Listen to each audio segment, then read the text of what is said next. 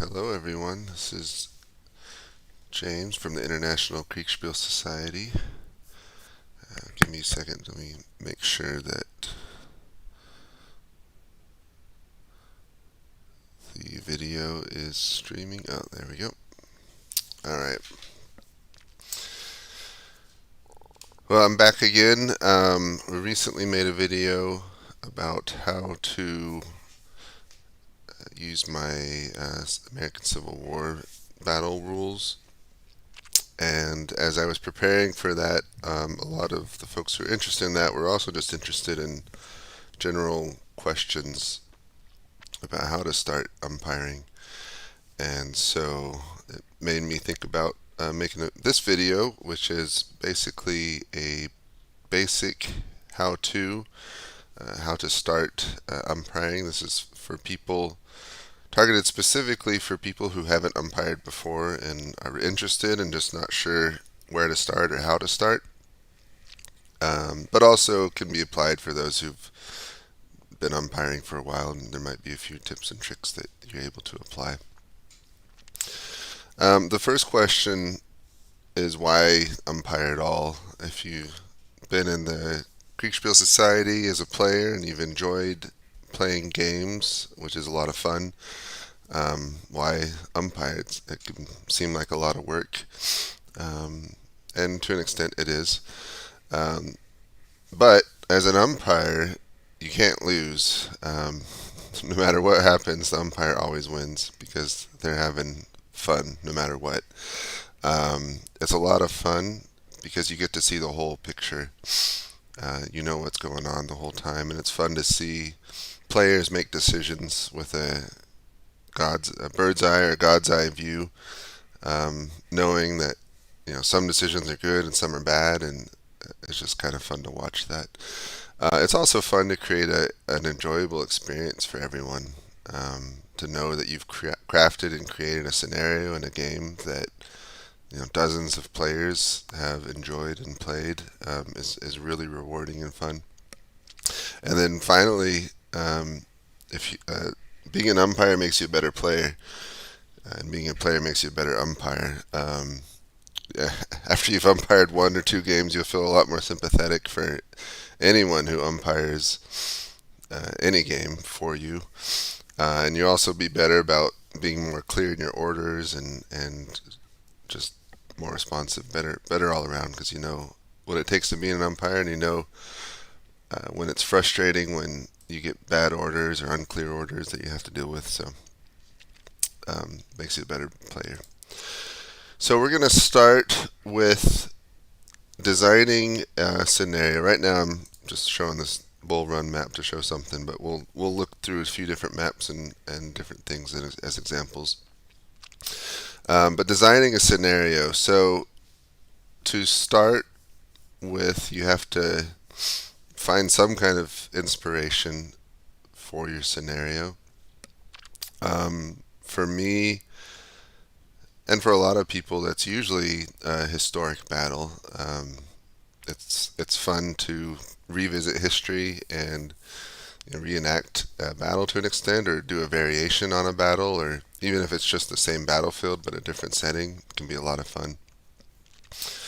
Also, usually if it's a historic battle, and especially a well-known one, there's usually a decent map out there, or at least a lot of references that make it a lot easier to find a map and use one. Sometimes it's the reverse, and this has happened to me, that I see a map before I know the battle, and the map just looks so good that I want to do some kind of scenario on it. And so sometimes just scrounging the internet and finding a good looking map can be the source of your inspiration. And if it's not one of those two things, maybe it's a specific Kriegsspiel problem that you want to test out. And maybe the map or the historical battle doesn't matter as much, but you want to test, what happens, or how do you react when a certain scenario happens, like maybe one side's defending and the other's attack. Of course, that's very basic. Maybe it's a test of how to screen and do reconnaissance with cavalry, or maybe it's a test of one team, their CIC, their commander in charge, or Central Information Center. Their commander was just killed, so they have no one in charge. And actually, we had this game where one side had no commander, and the other side did. And the side without a commander had superior numbers, but the side that didn't had less numbers, but they were able to coordinate better because they had someone who they knew was in charge. The other side, their commander died. They didn't actually know their commander had died, and so they were expecting someone to coordinate, and it took them a while to figure it out. And basically, as a result, despite having superior numbers, they lost, and it was a very interesting scenario and Kriegsspiel problem to simulate. So anyway, when you start, you need to find some source of inspiration. Pick a scenario and a setting that you want to play. Some things to consider as you're building a scenario is the scale. What's the unit sizes that you're going to deal with. I've played games where the smallest unit size was an individual person, almost like a role-playing game where you're just a single soldier. And then I've been in games where you command an entire army, and everywhere in between, platoons, battalions, regiments, brigades, divisions, corps. So you have to think about what's the battle and what's the unit size, because that's going to determine the map size that you need. It also is going to determine the turn duration. I've been in games where each turn is as 30 seconds, so quite slow, and I've been in games where each turn is 3 months, and everywhere in between. Normally in Kriegsspiel, in most of my battles, I typically do 15-minute turns, but I'm doing some that are 5 minutes right now that are smaller scale, and I'm doing some that are an hour long, a little bit larger scale. So it just depends on what kind of scale you're going for. Another thing to consider is the order of battle. Do you how for the unit number and types that you have on each side? Are you starting perfectly balanced, a perfectly even game that's a bit more gamey, just to see who wins, or do you do an asymmetric scenario? When I started umpiring, I kind of preferred the more symmetric because I felt it was more fair and its fairness a bit more fun, just to see who win when all things are equal. But I've trended more towards asymmetry because when you talk about historical battles, there's no such thing as a symmetric battle. There's always asymmetry. And so how do what does that look like? Um, and then as you're also thinking about the scale and the units and the unit types, you have to think about how many players you're going to have. Ideally, you have about 6 to 12 controllable units per player is about an ideal. Too few, the player just doesn't have much to do with, and too many, it just becomes hard to manage. So about 6 to 12 is the sweet spot, and so you have to think about how many players you want, and then calculate from there how many units you'll need, individual tokens that they can move around on the board.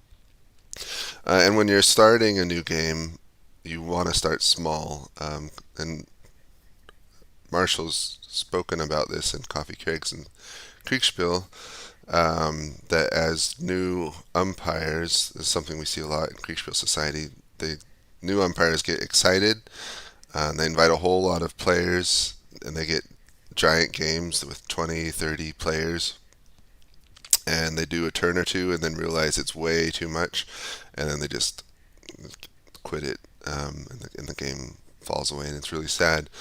You want to start small to make sure you know what you can do and how to do it and get comfortable with it. When I started myself, my first game had 4 players. That was it. And my second game had 6 because I really wanted to make sure I had the fundamentals down and could see how much it took before I committed to something bigger. And then after those 2, I'm like, okay, I got this. I can go bigger. So I did, a 20-person game, and then I don't remember after that 30. And the biggest I've done was Chickamauga or diplomacy, which got up into the 40s and 50s. But I knew I could handle it by that point, and so was able to take that on. And when you think about how many players you can handle, well, well, okay. Actually, I'll get into that now. So the other thing to think about in the scenarios: are you doing it live or play by post? The advantages of doing it live are, um, it's done. Whatever the scenario is, it's once it's done in a 2 to 6 hour time frame. It's not a big, long, ongoing thing, so it's a lot less time commitment to finish a game than a play by post. You're doing verbal updates and verbal co-location, so it's a lot easier and quicker that way. And the command decisions that the players are making are a lot more realistic in the time frame they have to make a decision, because you're giving them an update and then you need an answer, a command decision in the next 30 to 60 seconds, which is a lot more realistic. On a play-by-post game, they have days generally to decide on what they want to do and kind of mull it over. So those are the advantages of a live game. A play-by-post, those take, they can take 2 to, I've seen, as long as 9 months with some of my games. Excuse me.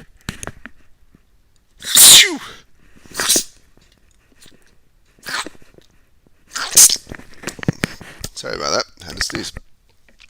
And with a long time frame, sometimes, or often, there's always some players that life happens and they get busy and they go inactive and drop out. So you have to deal with player dropout. And also you have to keep in mind that you're writing updates. You're taking the screenshots are the same live and play by post, but the written updates are both an advantage and a disadvantage, because depending on how much you write, it takes at least 5 to 10 minutes per player for every update. And that's at the fast end. That's how long it takes me, and I think I'm the fastest I've seen. I'm not bragging or anything, it's just I do it quickly. But if you write a whole lot of description and you want to make a fancy update, it can really take a long time per player. And so you have to keep that in mind, that how many players you have. If you have 10 players, which is a small to medium-sized game, that's 50 to 100 minutes to 200 minutes. We're talking 1 to 2 hours to do it, just one update for them, and then you're doing an update every 2 to 3 days or whatever. It takes a lot of time, so you have to be able to commit to that amount of time. But with the written updates, you can really refine the wording and make a really pretty update, get really descriptive, and so you have the luxury of taking your time to do it right, and so it can be fun that way. And also play by posts can do things that live sessions generally can't, which is it can handle a whole lot more complexity, things like logistics, and it really suits doing a camp or an operational campaign level game. So you can do the things that I've done or seen is the entire Second Punic War, or the entire Civil War, or the Maryland campaign and the Civil War, or the March of the Rhine, and Napoleonic Wars. So you can do more operational stuff, take into account more complexity, which can be a whole lot of fun. It just takes time. And then when you're designing your system,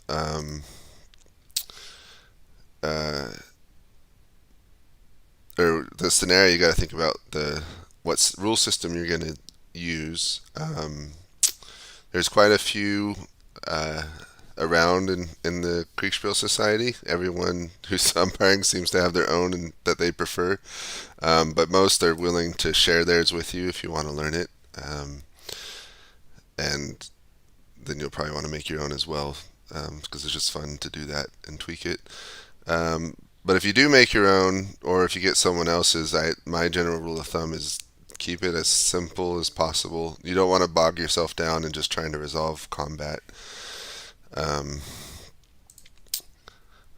And so whatever it is, just try and keep it simple. It's and Marshall's talked about this a lot in Coffee, Craig's, and Cakes and Kriegsspiel as well, is, you're tempted to simulate all sorts of different things. Oh, this unit had this certain type of rifle, or this unit had, they had good morale because they were veterans already. This unit was low on ammo. There's so many things you can simulate and track, but everything you add that you have to track or simulate or keep account of, or it just slows you down when you're running combat. And the slower it goes, the more time it takes you, and there's just more time commitment and the more likelihood that you're going to fail because you've got life as well, and you can't just be resolving turns. And when it's a live session, the longer the combat takes, that's just more cycle time that the players are sitting there twiddling their thumbs waiting for an update, while you're trying to get the results back to them. So the simpler and the faster, the better, in my opinion. The added levels of complexity don't add to the level of fun, generally speaking. So just something to keep in mind. Let's talk about. I'm going to change the map because I'm just making you stare at this for a while. We'll do Battle Rabble for fun. So let's talk about objectives. As you're designing your scenario, I talked about symmetry. If you have a perfectly symmetric scenario, you can, it's easy to make an objective, beat the other team, or achieve this hill set between you, something like that. If it's asymmetric, you have to get more smart about what objectives you're giving each side, because if you want to make it so that ideally each side has an equal chance of succeeding despite not being balanced. And so, if the classic, there's one large side and one small side, and the small side is defending. And maybe it's a foregone conclusion that there's no chance the small side can win. They're just too small. And so the question is, it isn't can they win, but can they hold for a certain amount of time? Maybe they're the rear guard of a retreating army, and their objective simply to hold for 2 hours to buy the army time, and then they can retreat. And if they hold for 2 hours, they win, and if they don't, they lose. But that's an example of could be a good objective that reflects the reality of their situation, but gives them a chance to succeed, even though if you look at it in the context of the overall battle, they're retreating, or their army is, and they're not going to hold the ground there either, but their objective is simply to stand. So you have to be smart and think about what your objectives are and how you can make it balanced, because a good scenario is one that gives both teams a fairly equal chance at success, however that success is defined. The players do want to succeed and win, and so giving them good win conditions is key in that. So as an example, right now I'm showing one battle that was fought in the Rabaul battle that I did. It was an American World War II Pacific game, and the idea behind it was I'd watched some YouTube videos and was really fascinated by the Battle of Midway, and the decisions the commanders faced during it, especially Nagumo. And so I really wanted to reenact the Battle of Midway, but the problem with that is as soon as you know it's the Battle of Midway, it ruins the exercise, because if anyone's familiar at all with Midway, they know what happened, and the fog of war is gone, so it's not the Battle of Midway anymore. And so I basically recreated the Battle of Midway. I called it the reverse Midway because in this case it was the Japanese getting the surprise jump on the Americans, and I just made this fictional scenario where the Americans were going to attack the the air base at Rabaul and destroy the carriers that were supposed to be there, but they found out weren't and were actually operational and nearby, and it was able to ambush them. But in this, it was very asymmetric because the Japanese, much like Midway, the Japanese in this scenario knew the Americans were coming, had a general, not an exact time, but knew the general vicinity of their approach and within to a couple days of what time they should be coming. Whereas the Americans only knew that they were trying to attack Rabaul. They didn't know there's going to be another carrier force in the area, um, and they were outnumbered, and so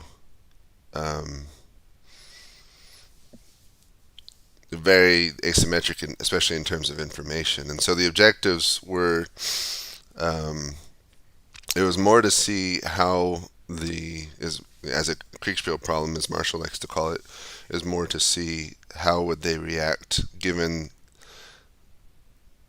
especially on the American side, the new information. Would they do enough reconnaissance to find the Japanese fleet? How would they react when they found out the carriers weren't at the base when they went to bomb it, or when they found a Japanese fleet air wing coming in to bomb them, coming from a direction they weren't expected? Things like that. Testing their responses to that scenario. Another example of asymmetry. It's on here somewhere. Williamsburg. We'll do starting. The Battle of Williamsburg in the part of the Peninsula Campaign in the Civil War. So in this one, the Union greatly outnumbers the Confederates, but the Confederates are in pretty strong defensive positions. They've got 1, 2, 3-ish, basically only four routes of approach that they have to defend. And so, but they're outnumbered, so it's a very minute possibility that they could hold. But it's more a question of how long can they hold, how well can they hold, and how much casualties can they exact before they cede the ground. So that's another example of asymmetry in the setup and then asymmetric objectives. So let's talk about what makes a scenario good. Basically, it's a high level of player involvement, and what I mean by that is each player has opportunities for individual decisions and impacting the outcome. They've got different options throughout the game, and they've got enough information that they can make smart decisions. Some bad examples of games that are poorly designed. Maybe if you have one side that's in defensive works and they're already deployed when the game starts, and they basically don't choose where to put their units, and there's no reason for them to move their units, and they're just going to sit there and kind of just wait for the enemy to come to them and then attack.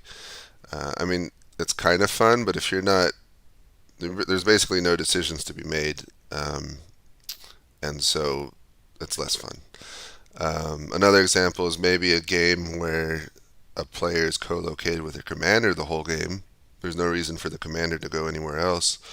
And so basically the commander is saying, okay, do this, go here, do that, and they're making all the decisions, and the player has no reason to make their own decisions, so they're basically pointless. They're not adding anything. That's not as much fun.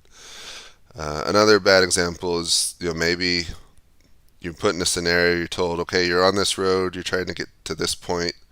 Basically, there's other roads, but they don't even make sense at all. So basically, you got one road, you got to march down, you're already on it, and you're told you got to get to this objective, and then when you get there, the enemy's there, and you basically form line and fight them, and there's not any. It's a no-brainer. There's no taking different routes. There's nothing else other than march to the sound of battle and then fight them. and your units are too few that there's nothing fancy you can do with them. You just form line and shoot at them and hope you win. There, that has a minimum amount of fun, but it could be a whole lot more fun if you give a lot more options for decisions and impact, and knowing that decisions you made impacted the game. So keep that in mind as you're designing your scenarios. Of course, even the best made scenario sometimes still is less fun for certain players. Just they drew the short straw and ended up on the marching simulator. Sometimes that happens, but if you can design the scenario so that the most number of players have good involvement, are making decisions and impacting the game, they're going to have a lot more fun with it. One thing that can help with that is designing a good map, or finding a good map. So I'm going to go back to Bull Run where I started. This one is for Civil War maps. I really like it because it gives so many options. There's a lot of, not too many, but there's a lot of different routes you can take. This is the Battle of Bull Run, and usually in most, if whether it's historical or not, most battles are about each side's on the other side of the Bull Run and getting across it and finding some kind of battle. But there's all sorts of crossing points. There's, if you look at the number of fords, you've got 1, 2, 3, 4, 5, 6, 7, 8, 9, 10, 11. So there's 11 different crossing points, and unless you have a whole bunch of players, they're not going to be using them all. So there's a lot of decision making about where to cross, where to set up. There's a lot of room to maneuver on this map, and so that's why I really like it. I'll show another example of a good map. This one was made by, or modified by ZKCon. So it's a, maybe I shouldn't show it because it's a live game, but this is I'll show over here. It doesn't have pieces. It's a Maryland campaign leading to the Battle of Antietam. But as you can see, there's a ton of roads all over the place. It's a higher level, so people are operating corps. And each turn is like a third of a day. But you can see all the different roads you can take. It's almost too much, but that's a lot of fun. So there's all sorts of routes you can take and different things to consider. So this is a cool looking map. And I'll show one example of what I think is a pretty bad map, or a less fun map. Now the game was fun because the Umpire did an amazing job. This was the Battle of Kernstown that recently finished, ran by Ruse. And he did great, but I didn't like the map as much, and the reason is I was playing Jackson for the Confederates, and the Union was somewhere up north in Winchester, Kernstown, and I was basically trying to come up and attack them. And if you look at the Kernstown map, it's typical looking for the period, but there's basically, if you're talking about moving north, there's 2, maybe 3 roads. I got 2 of them highlighted, this big green road and then this blue road, and maybe one up the middle. But there's not a lot of options. So we had, my team had 4 players, and I think the other team did too. They may have had a little bit more, but yeah, they're basically, if you're talking about what road you want to take north, or if you split up your forces, you got maybe 3 roads to do it if you're sticking to the roads. And if you like this blue road, that I marked blue over here, it doesn't take much to go off the map. Same up here, it gets kind of narrow. So there's just not a lot of room to maneuver, and kind of decreased options, and I didn't like it for that reason. I like it when they're wider and have a little bit more room to breathe and move around and options. So those are my 2 cents on a bad map when you're thinking about what map to pick. You do want a map that's, I'll stay here for a second, that's easy to read. This one very obviously, so it's got this forested area here with the then stat blocks. You can tell where the roads are, and then I like these kinds of maps, the historical looking ones where the terrain, you have this, I don't even know what it's called, hatched style, where the lines delineating the terrain. So you can pretty easily, even if you're not good at reading topographic maps, you can tell this is a pointy hill or mountain there. Um, you can see there's kind of this ridge south of Kernstown. There's a little knob or hill right there. So it's easy to read. And you want a map that's fairly intuitive for the players. Um, Now let's talk about, so let's say you've picked a map. One place I really like to pick maps from is the Library of Congress, if you can find them there. They're usually in this, if for the Civil War or the American Revolution. They're and a lot of them are in this style, kind of a parchment paper color. The hills drawn that way, which I prefer. Some of them can be topographic with the topographic lines, but I kind of like this better. But usually when you get it, it looks like this. There's usually, let me erase. So you can see whoever made this map when they made it. Does it say when they made it? Maybe 1948. But they marked, they picked some point of the battle and they marked where the units were at that point. And you can see it here with the red lines and some listings, and then as well a little bit over here. So if you don't clean it up, you can see the historical unit markings, which when Ruse did it, he left it. That's fine. It's not a huge deal, but if you can, it's always better to clean it up. And I'm not going to go into super detail because that would be its own separate video. But basically, you can get Photoshop programs for free. I personally use GIMP, and there are tools that pretty easily let you remove markings like this. When I use GIMP, I just discovered the healing tool that basically makes it pretty quick to brush over writings like this, but it still looks like what it is behind it. So that's like a base level of cleaning the map, just getting the unit markings off of it.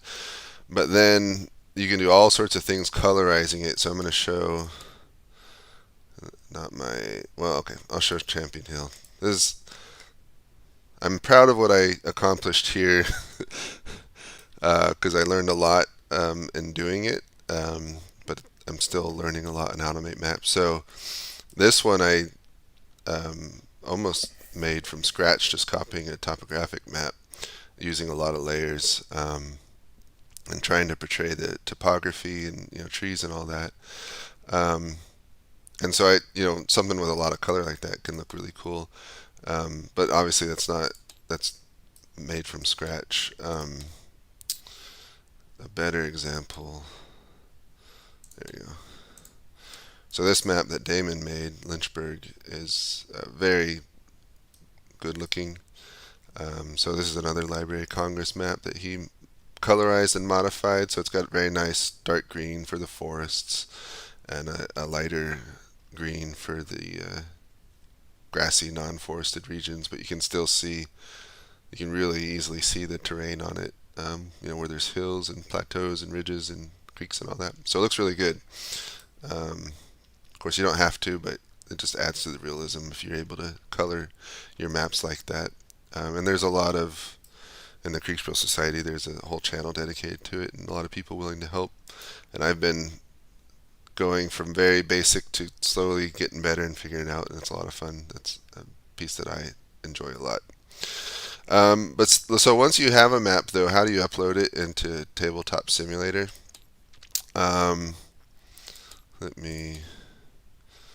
So I usually do, whenever I start a new map, I like to use the flex table. Although I did just discover a new table that's even bigger. But there's a module with this flex table, and the nice thing about the flex table is you can change its scale. And so depending on what size map you want, I won't make it too big to start, but you can change parameters and scale it big or small. Um, but basically, once you're in Tabletop Simulator, you can click on Objects, Components, Boards, and Custom Board. You can also load it as a tile. I've seen a lot of people do it that way, but I prefer boards. So you just click and drag and put it in the middle, and then you import your map file as it has to be a PNG or a JPEG. I'll just do this as an example. So you want to upload it to the cloud. If you're ever going to share it with anyone and you want them to be able to see it, you want to upload to the cloud when you upload. So hopefully, yeah, that's a quick one.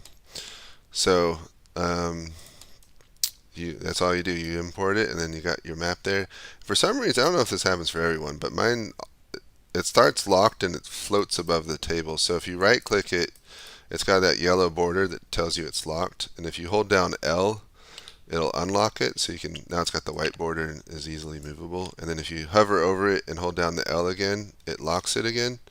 So now, when I pick on it, it's not going to move, and that way it doesn't get dragged when I drag pieces on it. But once it's on there, obviously you can see it's pretty small.